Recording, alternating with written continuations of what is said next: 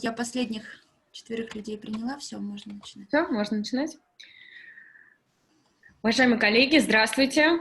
Приветствую вас сегодня на нашем вебинаре. Меня зовут Ольга Куликова, я являюсь, кто еще со мной не знаком, я являюсь бизнес-послом Деловой России в Индии.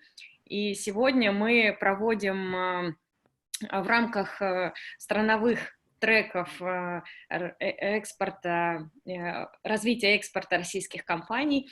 У нас сегодня будет вебинар, посвященный Индии. И наши коллеги из Индийской торгово-промышленной палаты импортеров согласились сделать для нас такой краткий экскурс о том, что, в принципе, ждет российские компании там, в Индии, какие могут быть ошибки, какие могут быть подводные камни, как их обойти и как сделать так, чтобы ваш бизнес стал успешным непосредственно там, и для того, чтобы Индия стала для вас ближе и стала более понятной и не такой пугающей.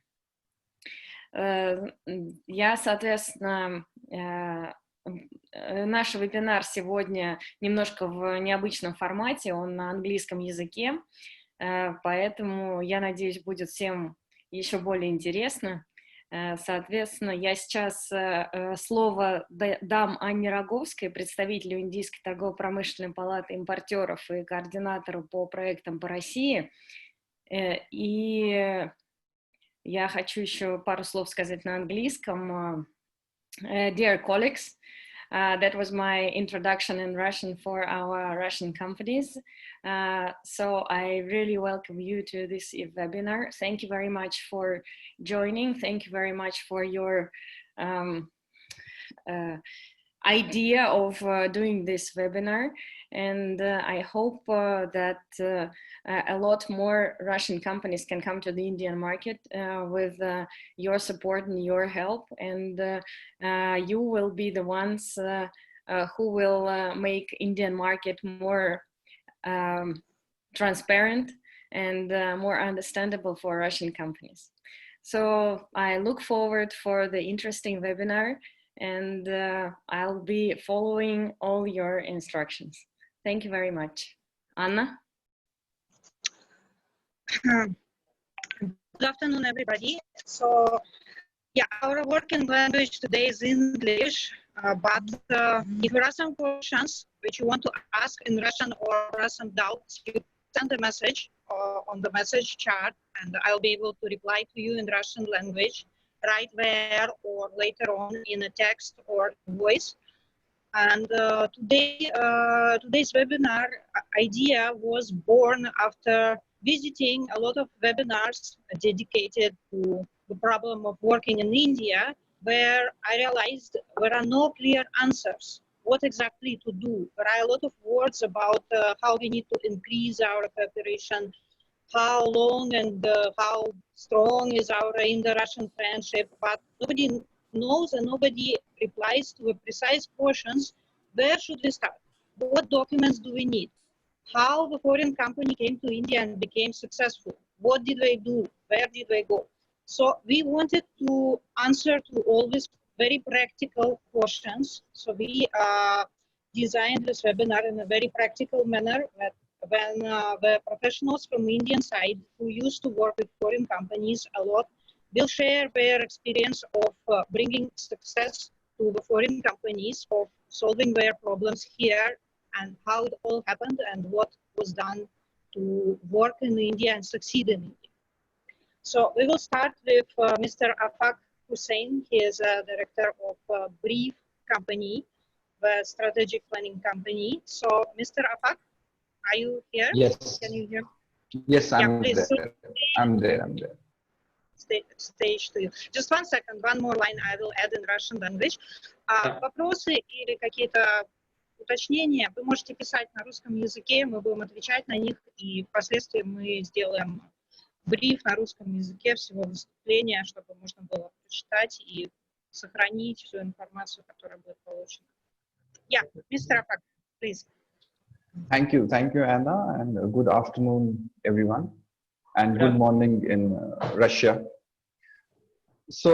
Basically, I represent an organization called BRIEF, Bureau of Research on Industry and Economic Fundamentals, and we are a research and consulting organization wherein we advise a lot of foreign companies to set up their offices in India and ask and advise them on how to enter into Indian market for new products. So if we look at, as Anna said, that there are so many questions before entering into Indian market, so it's a really complicated situation, which is also reflected in the ease of doing business rankings of the World Bank for India.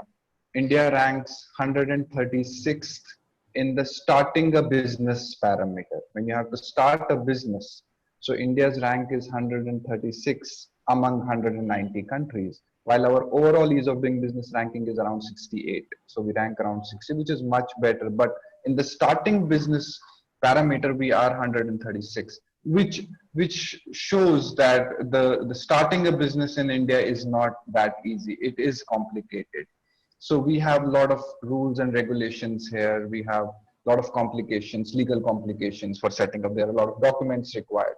So for any foreign company which plans to enter into the Indian market, so there are two types of challenges that they would face. One is setting up business here. So setting up business is not easy. There are a lot of legal formalities, especially if you are going to start a manufacturing unit. So there are different kinds of entities that you can set up. You can set up a business trading entity where you are importing things from outside and selling in the Indian market. The other option is that you're setting up all the more complicated. So that is one challenge that is there, setting up the entity. The other challenge is the market opportunities, because India is a vast country. So any foreign company coming into India cannot think that one product or one customized product would be useful for all India. India has multiple markets within India. South India has a different kind of market dynamics. North India has different, East, and similarly demand patterns also change. So there is it depends on the product that you have. So demand patterns would also change region wise. So if we have to further break down the process of coming into India, the first step would be research the market, research the Indian market, identify the opportunity for your product. Where is the opportunity for your product, and does the opportunity exist for your product? So that's going to be the first step.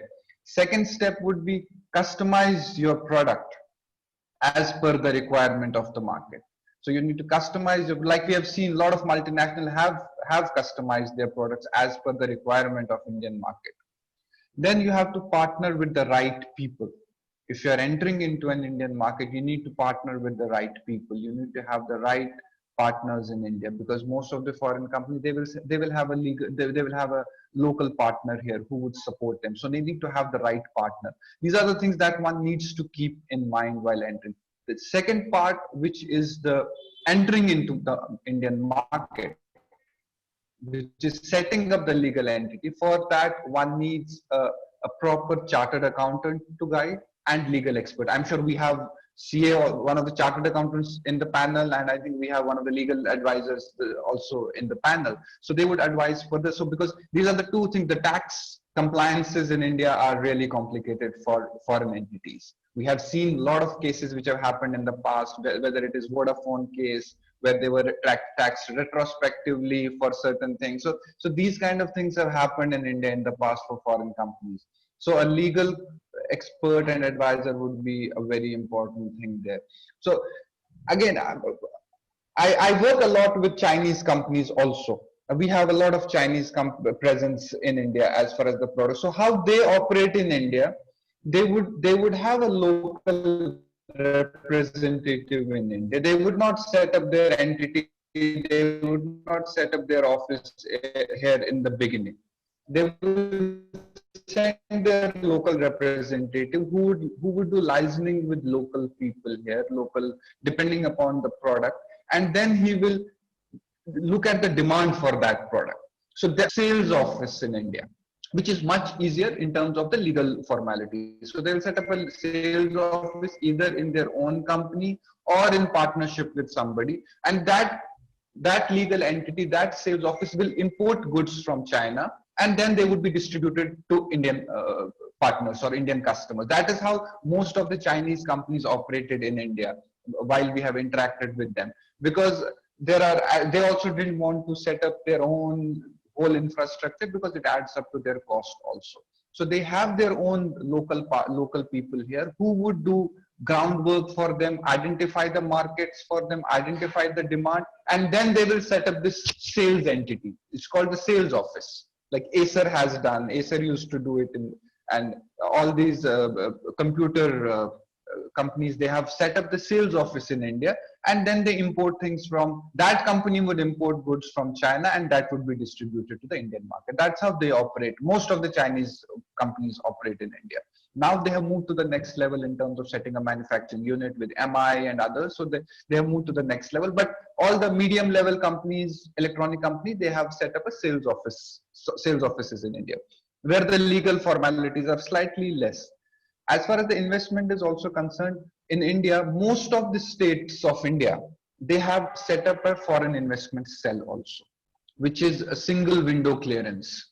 So you contact that single window clear. For example, in Gujarat, somebody wants to set up a unit in Gujarat. So there is a single window clearance process in Gujarat. So they come, they contact the single window clearance. You don't have to go to any other authority. That single window will guide you for all the processes of setting up the plant or setting up a factory there. But those single windows are for big investments. So, but for small and medium, there is a very complicated processes in terms of getting the clearances, in terms of getting the legal acceptances, the tax compliance. Those are slightly difficult. I remember working closely with one of the Chinese companies just 2 years back. Unfortunately, there were so many. Eventually, we could not get that registered. There were a lot of complications that came. Eventually, the Chinese said that we don't want to set it up. So when you try to get into setting up your own company, it's slightly difficult. Maybe it was China. That's also it also depends from which country the investment or the company is coming. So that also plays a role in as far as India is concerned. So there is no black and white answer as far as setting up a company, because there are a lot of permutation combination that plays a role. What form of legal entity is going to be a partnership firm, joint venture, or a sales office sort of a thing, or it's going to be setting up a plant. But yes, again, I would go back to, before I end, I would go back to my 3 steps. One is research the Indian market properly. Research what you want to sell and identify your opportunity based on that. Don't think India is one market. There are multiple markets within India. Focus your product on that particular market. Then customize your product and identify a suitable partner that I would leave with. If there are any specific questions, I can always answer those. Thank you. Thank you very much. Thank you, Afaq. So we are moving to our next panelist, Mr. Sanjay Nagi. He is Managing Director of Market Insight Consultants, dealing with marketing research for foreign companies for many, many years here. So, Mr. Sanjay, are you ready? Yes, absolutely ready, and looking forward to. I will start my presentation right away. Yes, but little reminder about the time. So this is it visible to everybody? Is it clear? No, presentation we cannot see yet. Can you see the slides? Not yet. No. We can't see anything. Okay, let me see. Okay, yeah, now we have it. Now you can? Yes.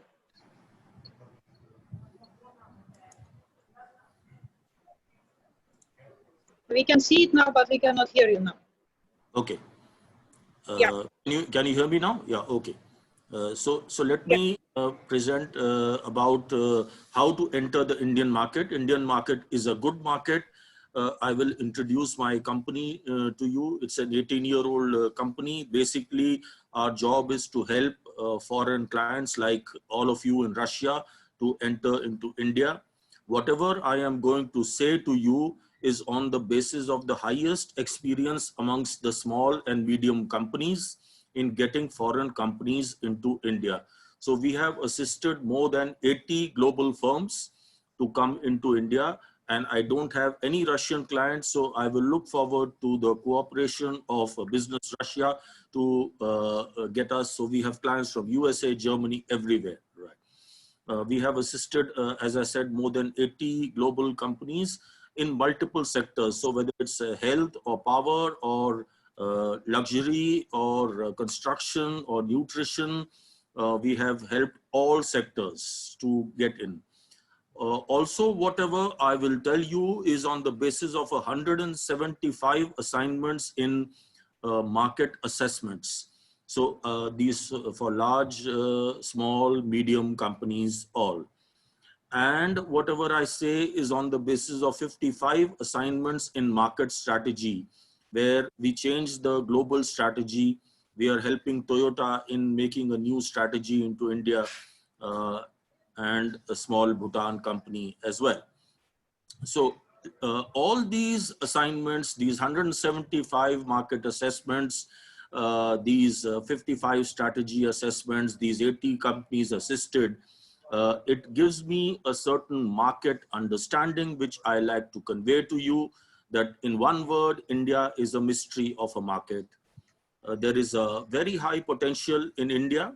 So you have very good potential. Any consultant will make a report. He will show you billions of dollars of potential.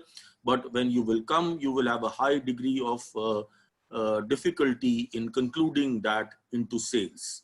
So way back in 2007, I brought in a US company called DSM into India for functional foods. And of course, it is a big company. So they have big resources, but 2007 to 2017, they were only incubating the market, and the market for functional foods has come up only very, very recently in the last 2 years. But the real source of competitiveness for all of you Russians wanting to do business here for this aspect of the market of high potential, low difficulty, is to make the right distribution strategy, which we will help you to do. There is also the next part of the mystery is the highest diversity. So you have a luxury segment in India, and then you have a bottom of pyramid segment in India, and all of them are growing. So like Techno Gym Italy is the world's most luxury manufacturer of treadmills. And they found when they were doing their data mining that a lot of the treadmills are being ordered from UK, but coming to India for setting up in the 5-star hotels. So then they engaged me to help them to come into retail. And they are one of the most successful brands in retail also as today, because you have to choose your segmentation strategy. So the source of competitiveness when different market segments are growing. If you are in a luxury, you need a different segmentation, you need different stores, you need different distributors, you need different products. So if you're in bottom of pyramid, you're in a mass market, you need a different approach. So source of competitiveness is the right segmentation strategy. The next mystery of the Indian market is that there is a lot of change happening. At the same time, there is a tradition which is continuing. So I will give you the example of Toyota in Japan. They are trying to convert the AC motors of the electric motors of AC into DC. So we made the whole strategy for them in India. And we went to the people and we went to the different segments, the washing machines, the ACs, the different segments. And nobody said, I will fully shift to DC. They said, okay, we can try. We can, let's see. So rapid change is also happening and the tradition is also continuing. We introduced Pecolit around 10 years back into India. This makes, India had banned the fiberglass for insulation. So they came with the FRP plates, the fiber reinforced plastics. And they found the same thing, that the good part of the market, they want to respond to the good products, but otherwise they continue with the tradition also. So what you need is a right pricing and the penetration strategy in this case. The next mystery of a market is that while your individual company decides your product, when you are selling in a B2B context, or individual decides in a B2B C context, there is a lot of ecosystem influence. I will give you the example of a US venture fund which wanted to get into India. India is the biggest market for dialysis. And in America, you don't go to a hospital for your dialysis. You go to separate centers, whereas in India, you go to hospitals. So they wanted to see the feasibility and the business model, and we helped them over 2 years to decide how to get into India. And they are still struggling because the doctors' incentivization models are, though we developed them well, and they have 1 or 2 starting points already, but they have not been able to scale so much because the doctor's influence is so strong on the patient that he does not allow it. So you need to also develop an influence value chain strategy. You also have on one end, as Afaq also said, you have an ease of doing business, but you have significant challenges in the state laws. So we brought in a Poland company into vodka. We did multiple researches. They finally got convinced that they should bottle in India. It will be impractical to get the entire vodka back. It will be competitive to do it here. But when they started seeing the state taxes, they finally said, no, Sanjay, this is a small company. We cannot afford to, because there are so many different, especially in liquor, so many state laws. So basically you need a very good joint venture partner strategy in this case. And the last summary of a market which I can say to you is that many of you will like to appoint a distributor. When you will be talking of appointing him, he will have a very high eagerness. He will say, yes, yes, come, I'll do this, I'll do this. He'll make a lot of commitments. And you'll feel so confident that you'll feel that it's going to happen. But when the effort happens on ground, you will see very low effort on the ground. And he will keep coming back to you and making excuses on why it didn't happen. We noticed this for a French wine company called Pfaffenheim Wines. When we appointed the guy, and then since I was involved in a continuous, I was involved in a retainer with the client. So we checked with the distributor, why are you not doing the right efforts? So he says, I got a joint venture with Michel Gonnet, which is the world's biggest champagne manufacturer.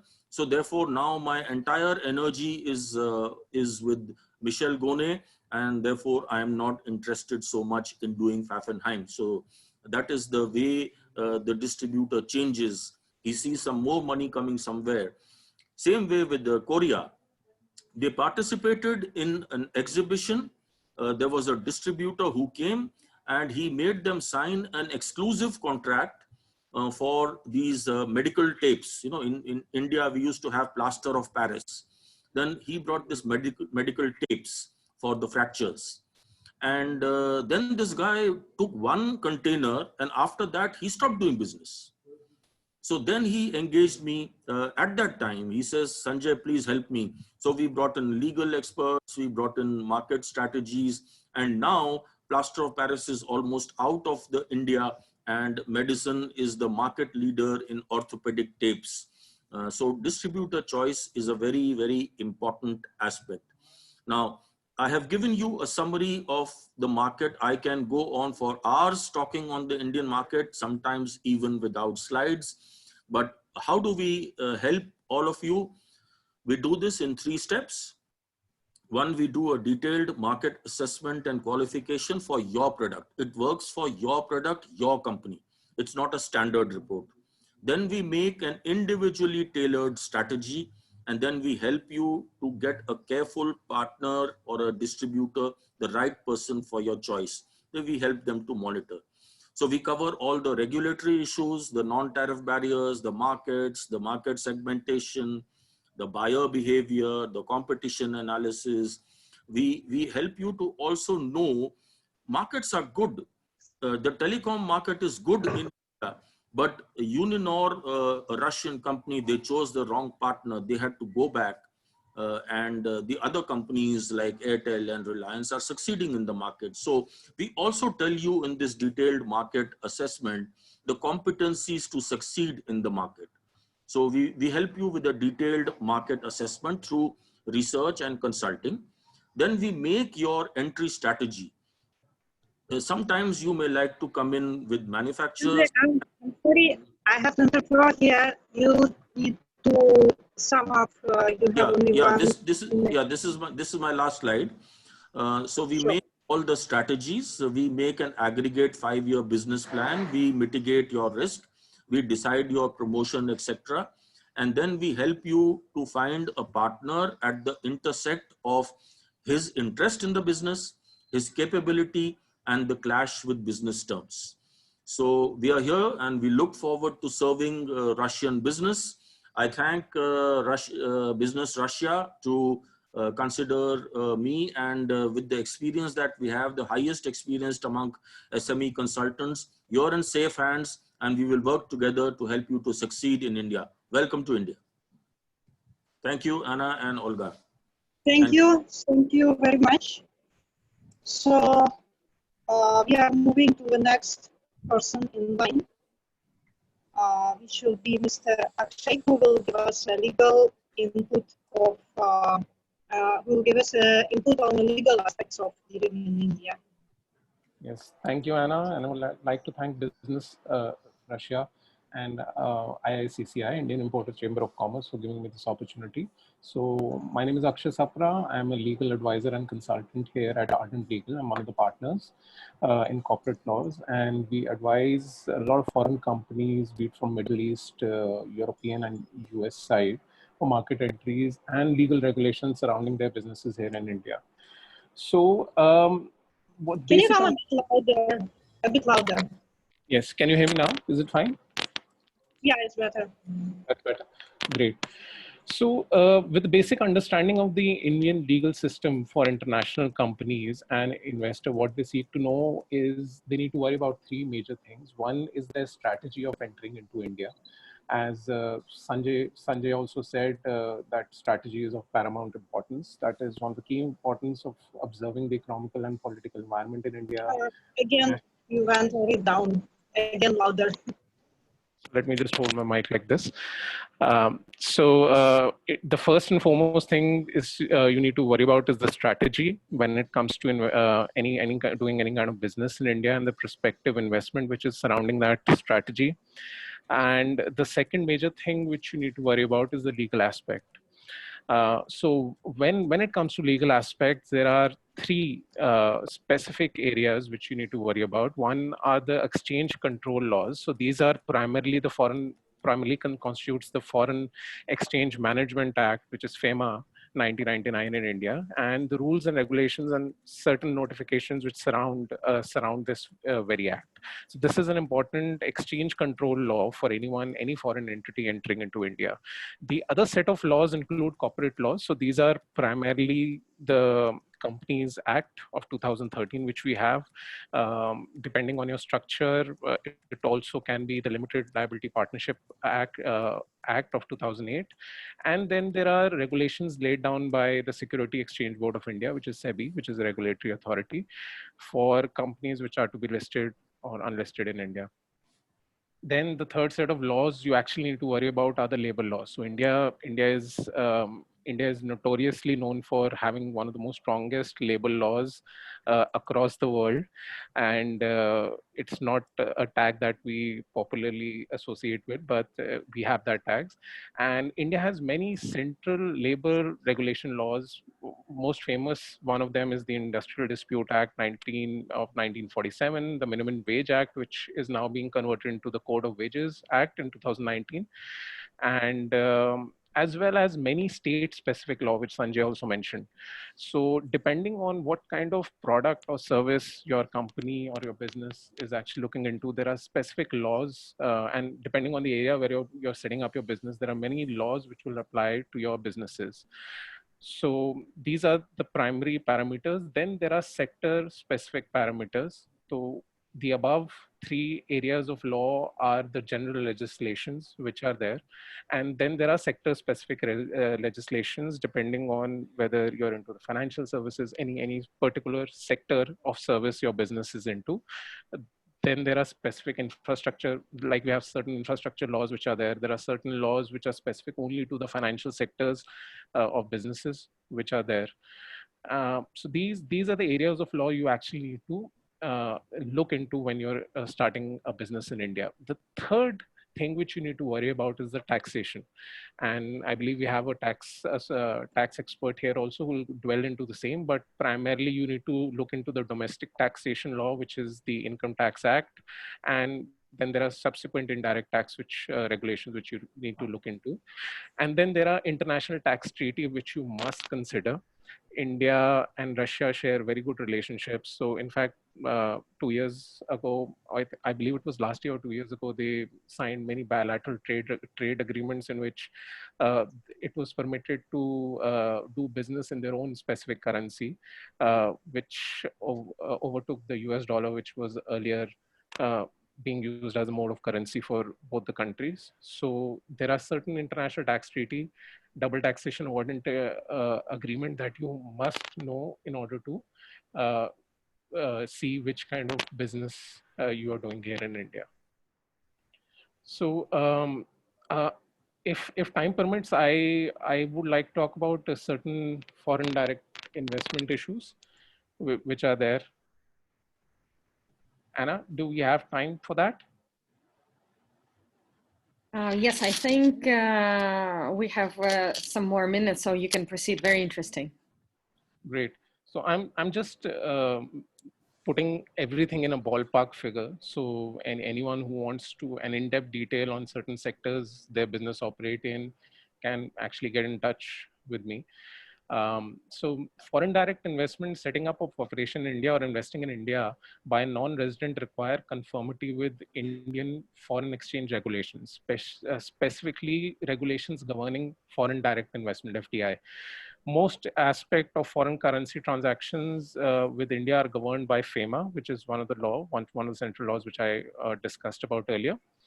And the power to regulate equity investments into India has now been transferred to finance, and from that, central bank also takes over. Power to regulate modes of payment, however, remains with the Reserve Bank of India. So FDI limits, depending on which sector of business you are in, and respect to the shareholding of non-resident in India, are given under the regulation for each and every specific sector. There are certain prohibited sectors like atomic energy, railway, corporation of gambling, like casinos and all, which are there. There are permitted sector, and under the permitted sector, there are two routes. One is the government route and one is the RBI route. RBI route is, the government route is a bit technical. So if you fall under that route, you need to do much more deep dive into the compliances here in the Indian laws, and you need to share everything with the government for them to approve your project here in India. If you're already falling under a pre-approved route, then you simply need to do certain RBI compliances and you can start doing business in India. So I'm going to pick up certain sectors which I think will be vital for the audience here. So one is the banking private sector. So up to 74% of foreign direct investment is permitted, 49% of which is through the automatic route. So automatic route is the government has already approved. You just need to take certain permissions from the RBI and you can invest. Beyond 49%, if anyone in the private banking sector invests, then it is subject to government approval. And it can go up to 74% in that route. The other sector which I can take up is defense. So 100% FDI into defense sector, subject to Industrial License Act, subject to you getting the license under this act is approved. And there are specific laws which govern this. Manufacturing of Small Arms and Ammunition Act of 1959 has permitted 49% under the automatic route for this. So there are legislations also which govern these kind of permissions. So that need to be kept in mind if depending on which kind of business, product or service you plan to choose. So this was an overview of the legal aspects of what businesses need to keep in mind while entering into India. I'll be happy to share more with anyone who's specifically looking into understanding any particular sector of, let's say, product or service while entering into India. So over to you, Anna. Thank you. Thank you very much. So we have our next speaker, Mr. Madhur Gupta, who is a chartered accountant. Mr. Madhur, are you here? Can you hear me? Yeah, I can hear you. You can hear me now? Yes. Good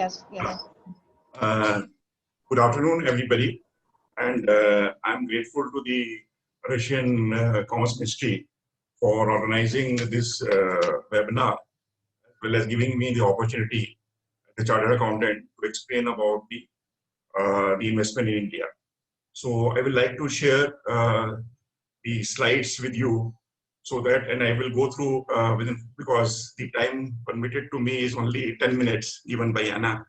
So within that period, and some of the part is already covered by the legal expert, Mr. Sapraji. So I will just go through it, and the taxation part, as well as the repatriation of the profits and the dividend. So these three areas we would like to share with you.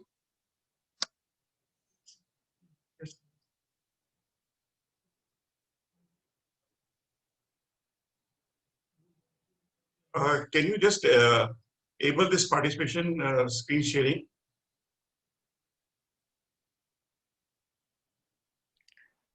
Катя, включите, пожалуйста, демонстрацию экрана.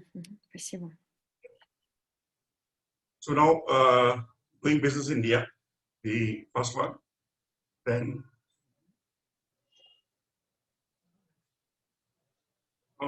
this is a table of contents.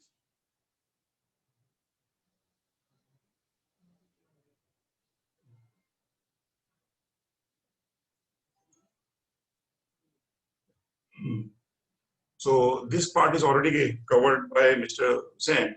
So I will go to the next slide. But the only thing I want to say in this case is the government, the COVID, post-COVID, self-reliance scheme is also coming in India, which attacks the foreign investment. Now, as Mr. Surprise already explained,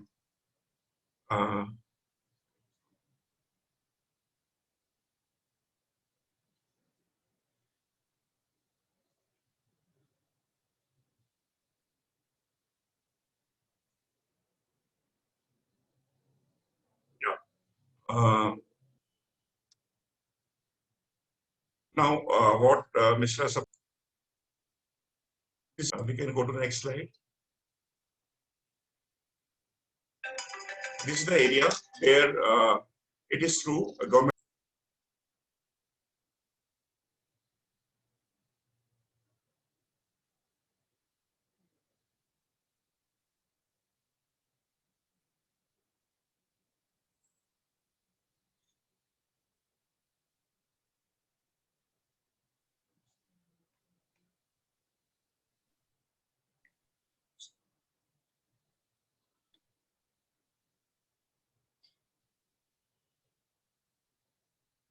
We cannot hear you.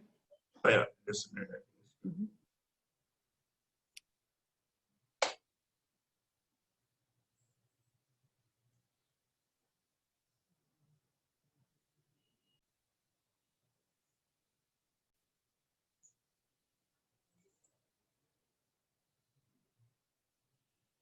We still cannot hear you.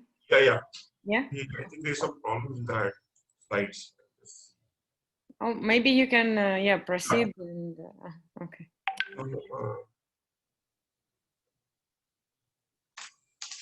Or I can explain without slide also.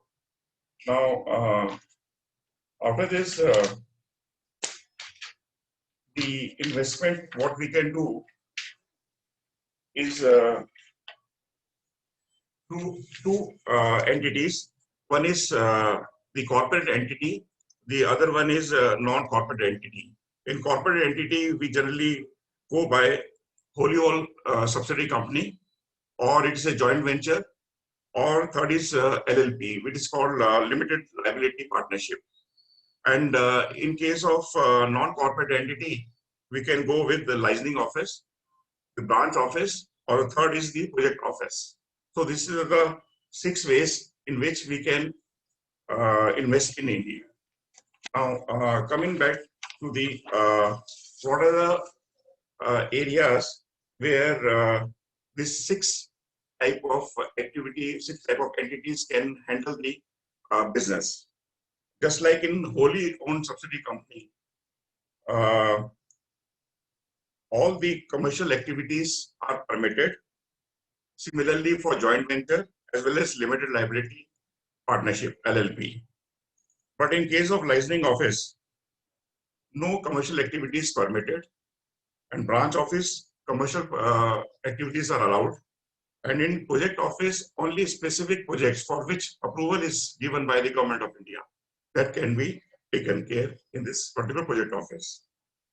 Now, coming to the point regarding the annual compliance of for the foreign company.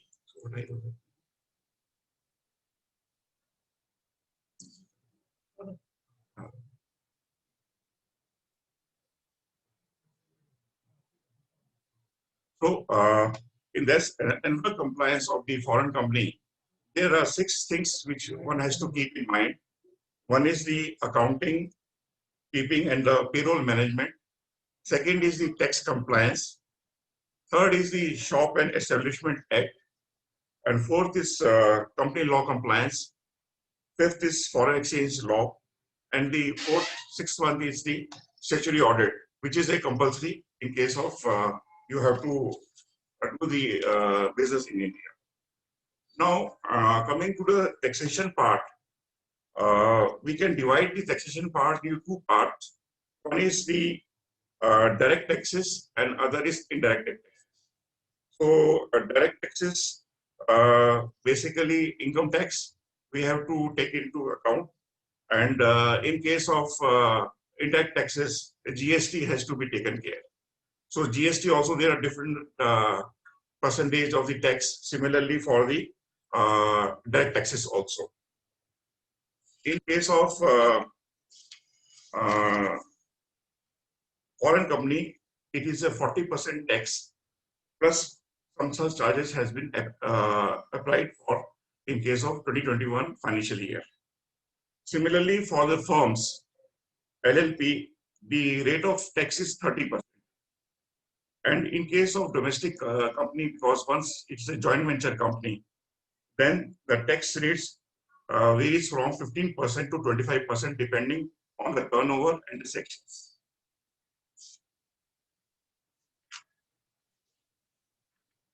Now, I will take the exit route and options to repatriate funds from India.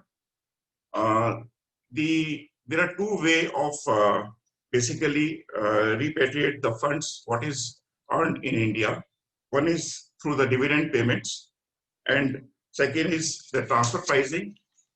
And in case of wholly owned subsidiary company, it can be buyback of shares by the company.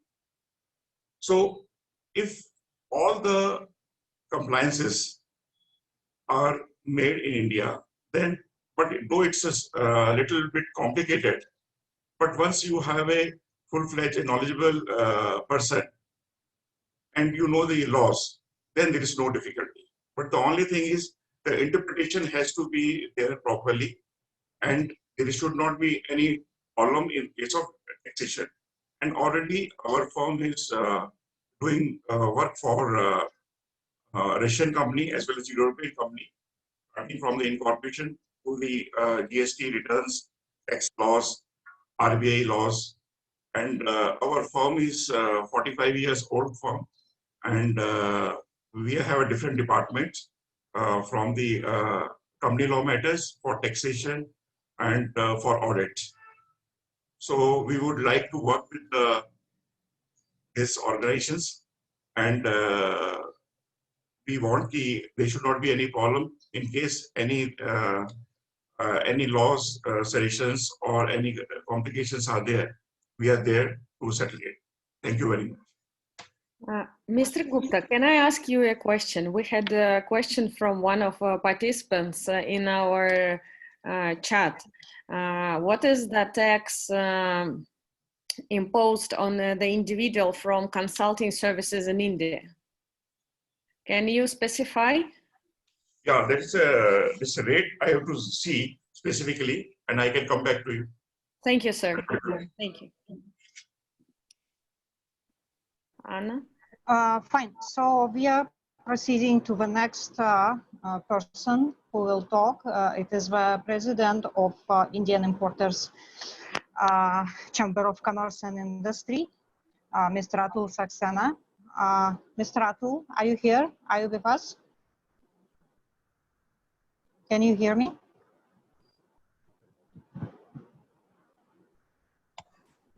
Yeah, I can hear you. Great. So we can hear you now also. Yeah, please, stage to you. Yeah, thank you, Anna, and also our friends from Russia who have organized this webinar.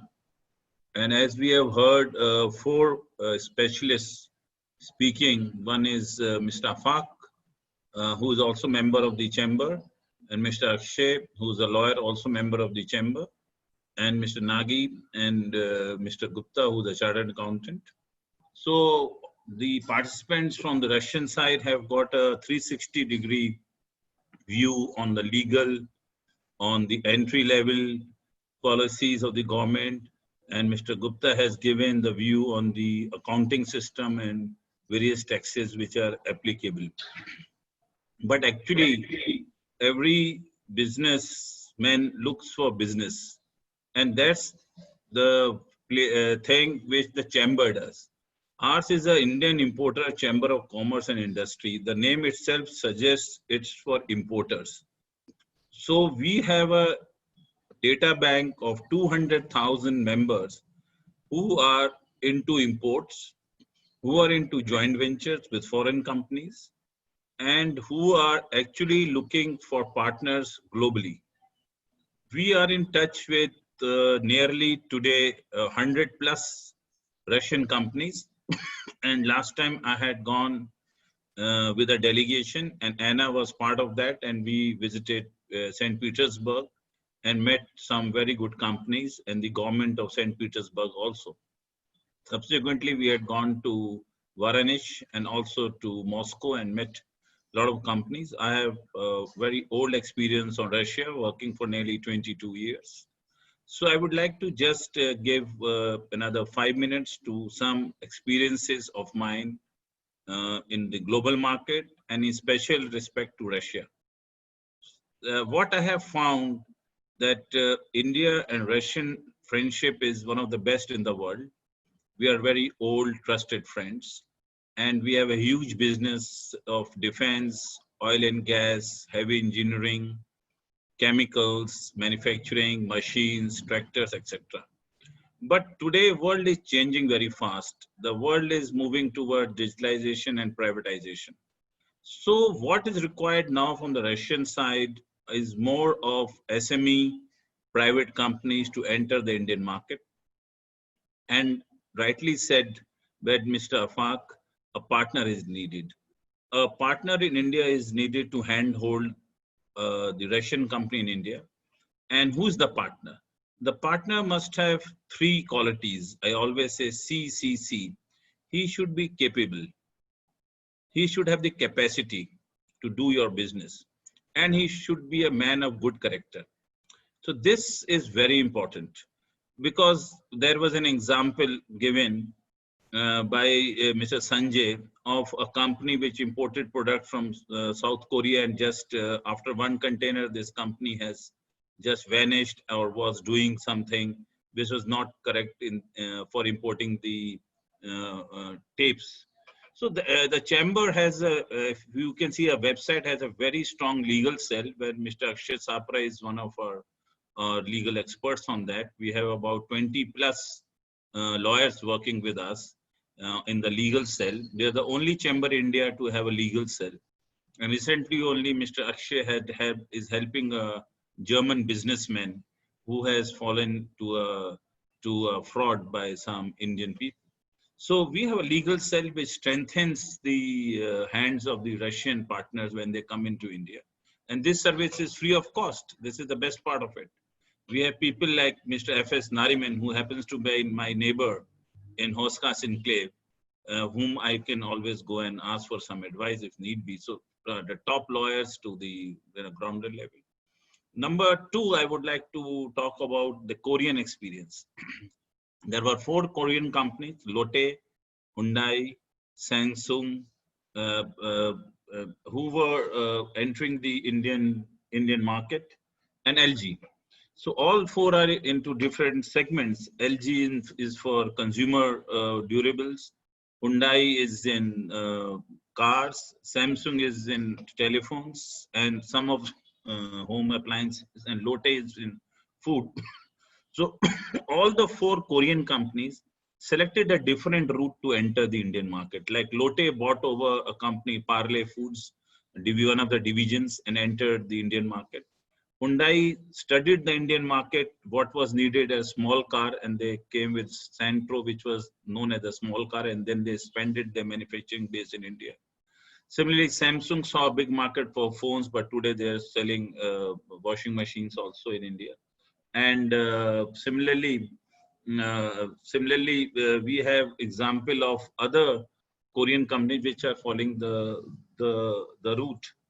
Now, coming to Russian businesses, we have seen a major problem is the language problem. The language is a very important aspect of business. So communication, we have seen our Indian members always complaining to us that they find sometimes difficulty, but this in the recent year has improved. But I would still say that if there is better communication in English with the Indians, because Indians speak English, as you know, so this could improve the penetration level. Number 2, the lack of information by the Russians companies on India. So this is a very big vacuum which we have found, and this has to be fulfilled by organizations like yours, and Anna also connects a lot of Russian companies, and this has to be, reduced so that the Russians can know that India also is a huge market and huge purchasing power. And thirdly is sometimes the payment terms also creates a problem. Like an Indian company which sells Russian products and he has to receive commission in dollars. So this remittance from Russia to India, we have seen takes a lot of time to receive. So that is banking quality also is not so good, especially when you talk of hard currency like euro now. So this is my personal experience of 40 years in international trade. And as I always said that imports will lead to investments, and investments will lead to employment of India. So we promote imports, and we have seen that when there is a large volume of imports, the manufacturers from those countries try to set up a joint venture in India. So the chamber provides everything as far as the business is concerned. Other aspects like Mr. Gupta for chartered accountancy, Mr. Negi for entry level, AFAQ to give further penetration and reports on the Indian market, and Mr. Akshay on the legal aspect can give. But chamber can put all these 4 things together to give business to businessmen in Russia. So that's my concluding remarks, and I think I have in time or gone out of time. So thanks again to all the participants, to our Russian friends, dear Russian friends, and Anna again for connecting us to our Russian friends. friends, and thanks Akshay and also to our other friends who are here in the webinar. Thank you. Thank you, sir. Thank you very much. So basically, I believe now we have some time for questions and answers. Olga, am I correct? Yes. So we have plenty of questions now in our chat. I think we can work them afterwards. If anybody is who's online has anything to ask, then we have time for maybe 1-2 questions. Please. You can ask in. Вы можете спросить по-русски тоже, я переведу вопросы и ответ. Коллеги, у кого есть какие-то вопросы, у нас есть пару минут, чтобы в режиме онлайн ответить на 1-2 вопроса. Вот, соответственно, все вопросы, которые в чате, мы обязательно ответим, отработаем. Только, пожалуйста, убедитесь, что есть ваши контактные данные, чтобы могли отправить ответы. А так мы готовы сейчас в режиме онлайн ответить, если вопросы есть какие-то. Я пока не вижу вопросов. Да, похоже, что нет. Вот ответ про налог на консультационные услуги. Я просто ответа пропустил. Был ответ? Да, он просто сказал, что он точно ставку не знает, он узнает и вернется с этим. Понял, спасибо. So, looks like we don't have online questions as of now. So I think then that no, one question. There is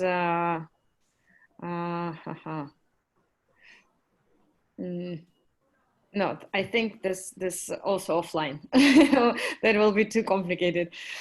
So thank you very much for a very nice webinar, and I want to thank our Chamber of Importer friends and colleagues. Thank you very much for sharing your time and experience. It was very interesting, especially for me. I didn't go in that much detail before, so now I'll have more knowledge in some specific spheres. So I'm sure it was very valuable for our participants, and I hope that one day we can make Indian-Russian SMEs work together and expand and increase that percentage number that is always in statistics worldwide. So thank you very much, and I hope we will have more webinars on to get rid of that informational lack that Mr. Kumar was talking about, so that there would be more information about India and about Russia for both countries, and it will help us both. So thank you very much, and I will see you hopefully soon. Для наших российских участников я хотела вас поблагодарить всех за участие. Спасибо, что вы пришли. Очень интересно будет ваша обратная связь. Насколько вебинары такого плана полезны, вот, насколько информация была доступна, может быть, что-то можно поменять. Мы планируем делать серии таких вебинаров для того, чтобы открывать для вас Индию, сделать ее ближе, интереснее, и для того, чтобы вы рассматривали ее как потенциально новый рынок для экспорта. Соответственно, повторюсь еще раз, что если есть какие-то вопросы, отправляйте вот на почту, которая указана в чате, то, что Екатерина указала, мы обязательно на все ответим, поможем обязательно и расскажем. И еще раз спасибо за участие. Надеюсь, до новых встреч и жду вашей обратной связи. Спасибо большое. So, goodbye, everyone. Всем спасибо, до свидания. Спасибо.